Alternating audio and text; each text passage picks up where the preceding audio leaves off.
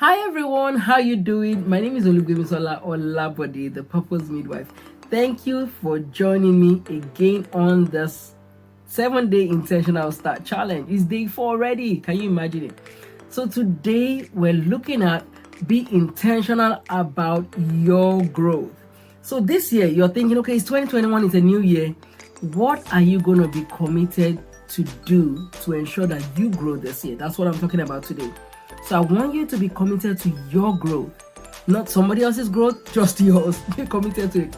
And what do I mean? Last year for me, like I've shared, that be intentional was my word for the year. And there were two main areas that I knew that I needed to be deliberate and purposeful about. And that was my spiritual growth and my personal growth. There were two areas that for me, they were key. I really wanted to grow in those two areas. And so what did I do? I had to write down an intentional growth plan and I had to run with it. Apart from that, I had to think, what action steps am I going to put in place? That was part of my intentional growth plan. So today I just want to share three main things that you can do that I think would help you in being intentional about your growth. So the first one, like I've shared, is have an intentional growth plan. John Maxwell often says that growth doesn't just happen. You're going to have to be intentional about it. People often think, oh, growth is just going to happen the same way we grow. And he said, you can grow older accidentally, but you would not grow better accidentally. You're going to have to be intentional. So what are you going to do to be intentional about your growth this year? Last year we did a lot of webinars, we did a lot of workshops, but for me, it wasn't really the workshop, it wasn't really the webinars. For me, it was the implementation. Because often we do a lot of workshops, we do a lot of things, but what do you take from those workshops? So this year, my thing to you is, what are you going to write down that is going to help you to grow? In what ways are you going to grow? So have an intentional growth plan. The second thing is have a vision board. And so why am I talking about a vision board? Have a vision board. This is an example of a vision board, whereby you have your pictures on there, you have your quotes on there, and really, the word of God says that write the vision, make it plain, so that he that reads it can run with it. A vision board simply is what you see in your mind. You put it down on paper, you dump what is in your mind on paper, you get pictures to go with it, and you put it where you would see it, on a board, whereby every time you look past it, you see it and you just think about it. I find that for a lot of people, they write goals, they put them in a drawer somewhere for the next 6 to 8 months, you don't see it again.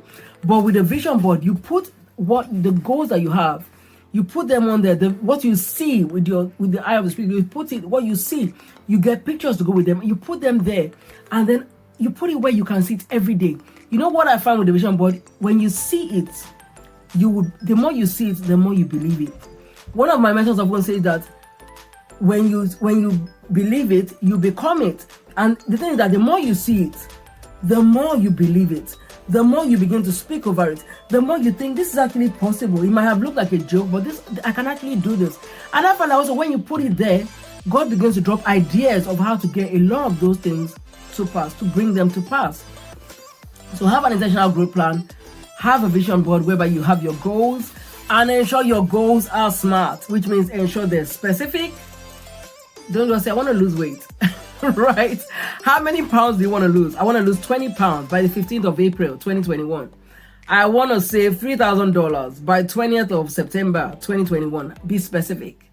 Ensure they're measurable so that we can hold you accountable to them.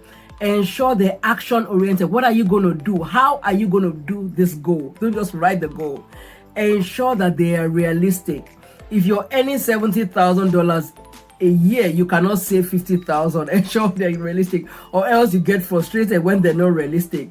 Also, ensure that there's a timeline. Don't just say indefinitely. Ensure you put a timeline to it. Ensure your goals are smart.